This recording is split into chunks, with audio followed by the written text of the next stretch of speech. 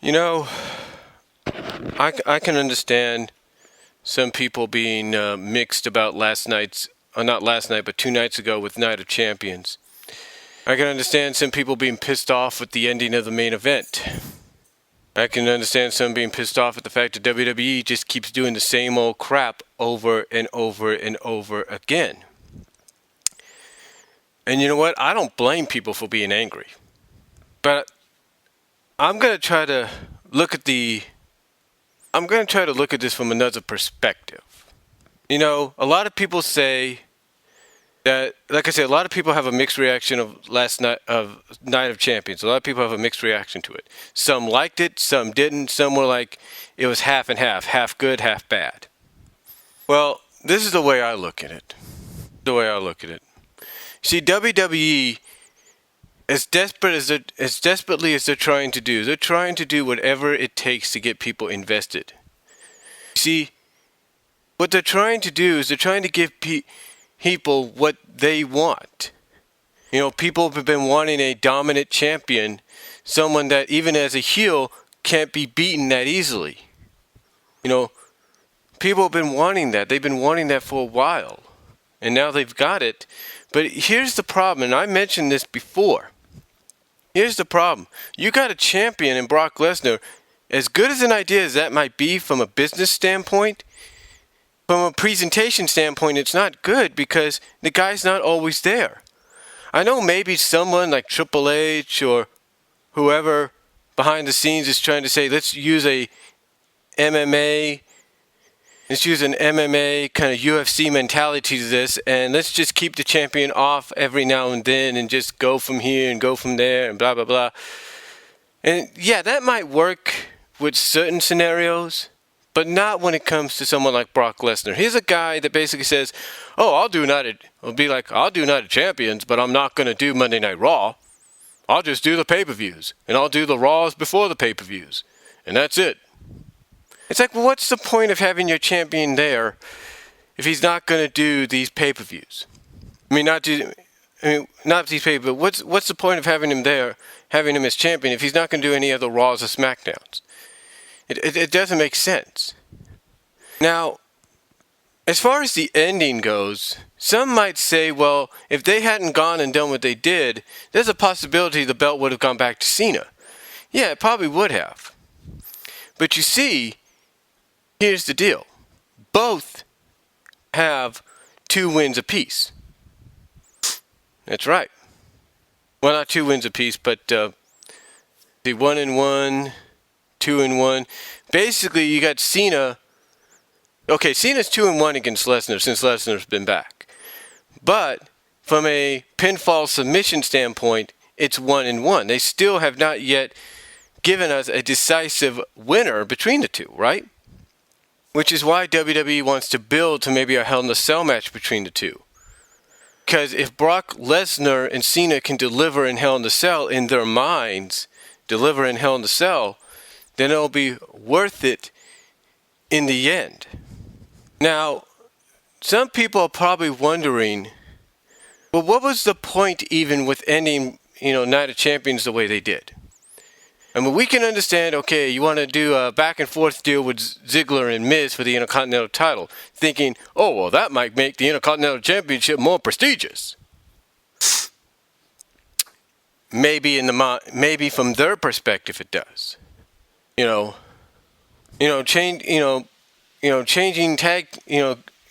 the tag titles change hands, that's something that's been in the works since Goldust and Cody became a tag team, and basically since Cody became Stardust.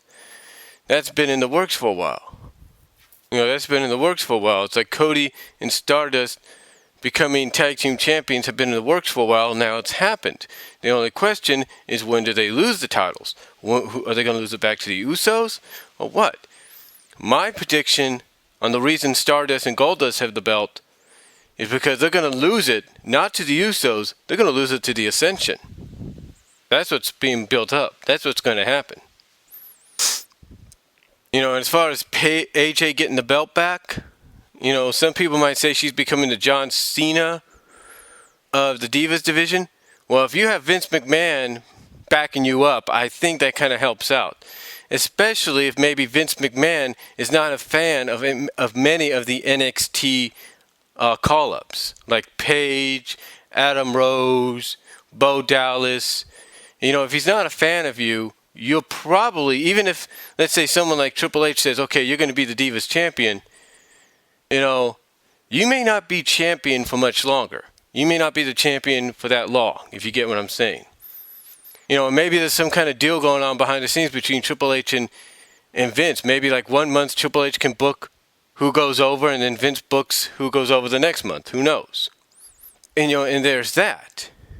And then now you also have people complaining, and believe it or not, there are complaints, that even though you're building up Rusev as a proper heel villain character because of who he is and what he represents, you have people complaining now that he's constantly winning and winning and winning and winning and winning. There's no substance to him. There's no, difference about him. He's just becoming, in their sense, he's becoming the John Cena of heels, of villains. He's becoming the villainous version of a John Cena. Like, here's a heel, here's a properly built up villain and heel, and yet you're making him into the John Cena of that group because no one's been able to beat him. So, you have that.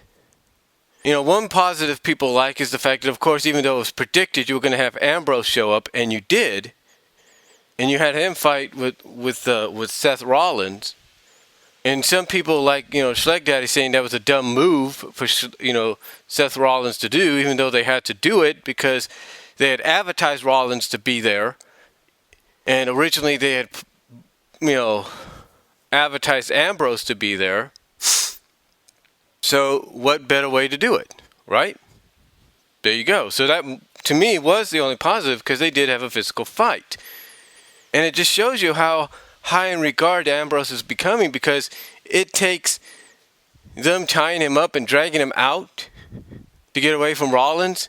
And then what they did on Raw, it's like, okay, this guy's obviously got some huge backing behind him. But then, of course, you get to the main event, and you wonder, why did they do this the way they did it? Why did they end it the way they did?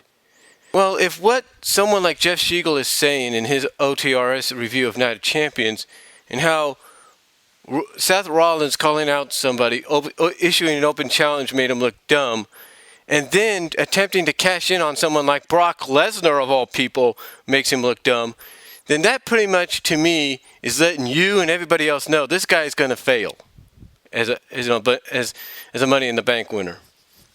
That's what's going to happen. Yeah. Let me explain. You've already had 2 Money in the Bank winners in the past cash in and fail. All right? You've had 2 cash in and fail, that being John Cena himself and Damien Sandow. So you've had that happen. You've had those 2 basically fail. When throughout the history of Money in the Bank, since about 2005, a majority of them have cashed in and succeeded. Edge twice, because Edge won one briefcase from Anderson. Rob Van Dam, Alberto Del Rio, Daniel Bryan, Kane, the list goes on. And yet, past 2 years, you've had 2 bankrupts. You've had 2 Money in the Bank winners go bankrupt. So what it looks like to me is WWE's trying to make up for a majority of the Money in the Bank winners cashing in and being successful. They're trying to make up for that by saying, okay, now we're going to have a series of Money in the Bank winners failing and going bankrupt. That's what they plan to do. Because now you might say, well, John Cena should have at least cashed in and won. Why didn't he? He's supposed to be the poster boy. Here was the problem. John Cena, back 2 years ago when he tried to do this, was slowly teetering from losing his place as the franchise in the face, believe it or not, to someone like CM Punk. CM Punk was pretty much outselling him in merchandise and all that, and he was becoming more popular and accepted. CM Punk was just basically the guy that was going to be the new face of the company, whether anybody wants to believe that or not. Was going to be the new franchise player, whether anybody wanted to believe that or not. He was going to be the new guy around there. And WWE was stuck in a pickle. It's like, okay, if we give the belt back to Cena on Raw of all shows, fans are going to be pissed. But if we keep the belt on Punk and build it towards a rematch at SummerSlam, fans are not going to be pissed. Or at least some kind of match at SummerSlam, fans are not going to be pissed because at least CM Punk will still have the belt. See, they were kind of stuck in a bind at that time. So they had to basically say, well, how do we get John Cena to win but not cash in, but fail to cash in? How do we do that? Oh, let's have him disqualified, and thus he goes bankrupt. And that's pretty much what, to me, has begun a trend. Basically, the first person they start with Money in the Bank, as a Money in the Bank winner to go bankrupt, is the face and franchise of the company, John Cena. So if you have John Cena, of all people, be the first to go bankrupt as a Money in the Bank winner, then you're going to pretty much now start a trend for a little while until maybe next year or the year after, to where the winner of Money in the Bank ends up failing. And the person he always ends up failing to is the champion that pretty much is a dominant champion. In this case, maybe Brock Lesnar. I mean, I can already see what's going to happen if Brock's still champion up until Mania. Rollins is going to attempt to cash in just when it looks like Lesnar's vulnerable. And as soon as that bell rings, Lesnar's going to pop back up, grab Rollins, F5 him, 1, 2, 3, that's it. That's what's going to happen. I can see that happening, whether you want to believe it or not. Whether you want to believe it or not, it's going to happen. I mean, you honestly think they're going to let him keep that briefcase all the way up to Mania or all the way up to Money in the Bank 2015? No. He's going to end up losing his cash in. He's going to go bankrupt. And I think a lot of people know that. I mean, you might be a Seth Rollins fan. You might want him to be champion. And you know what? Maybe it will happen. But not right now. Right now is not the time and place because of what's going on. I mean, you might say, well, if he does cash in and become champion, that'll get people's interest peaked again in the product, because now all of a sudden, here's somebody from the Indies, a Ring of Honor guy, a King of the Indies kind of guy. Now, Tyler Black of Ring of Honor is now the WWE World Champion. And that might be true. That might be true, but you know what? You got to look at it from the WWE's perspective, whether we like it or not.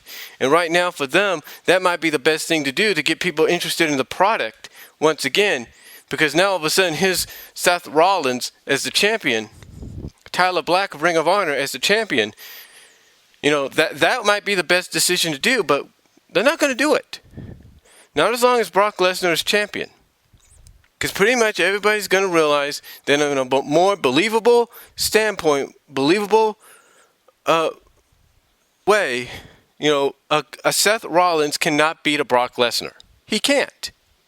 And like I said, I think what's going to happen is it's going to look like Lesnar's down and out. When that bell rings, Lesnar is going to hop back up to Rollins' surprise. Rollins is going to get caught in an F5, and that's it. Now, you might say, well, what happened at the end of Night of Champions might have turned Brock babyface. Well, pretty much from what everybody else is saying, yeah, he's already the babyface, but this might have done it even more so. Because now you're going to have Paul Heyman, maybe from a storyline standpoint, going like, well, wait a minute. You hired Brock to be your champion, and yet now your guy wants to cash in on him? What are you trying to do? Betray us? Stab us in the back? From a storyline perspective, that would be interesting to hear. Interesting to see what happens. Because then you can, maybe you can play this into something else. And I was thinking about this last night.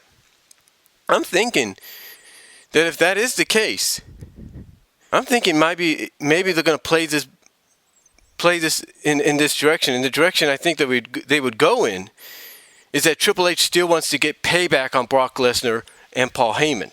That all this was basically with Brock becoming champion, becoming the hired mercenary and all that, was nothing more than a trap to get Lesnar back into the WWE on a nearly almost full-time basis, but have him appear more often than he ever has, just so he can end up being screwed out of the belt as sort of like a lesson to be taught by Triple H. Hey, you don't mess with me kind of deal. from a storyline perspective, might sound a little crazy, but you know what? It would work because you're still playing off the history between Lesnar and Triple H.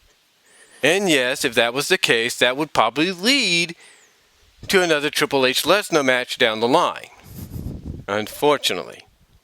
But just like, just like the end of Night of Champions, unfortunately, is going to lead to Lesnar and Cena at Hell in the Cell.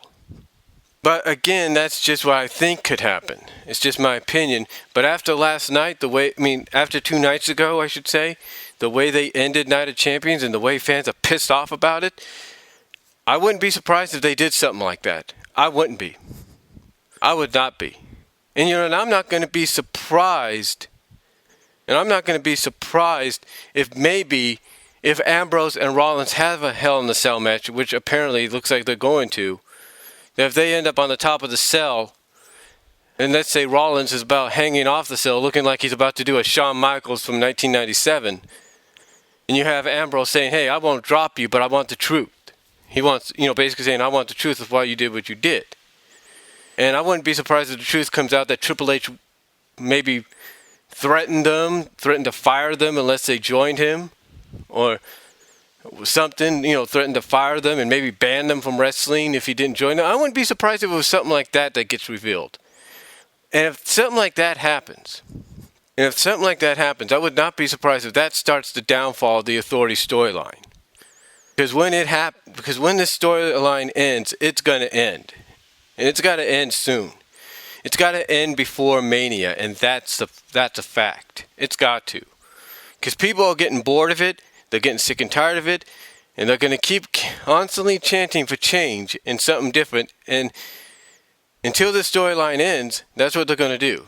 So, but to me, I just get a feeling that that what I've talked about here could be many of the directions WWE might go in after Night of Champions. But like I said, that's just my opinion. Let me know what you guys think.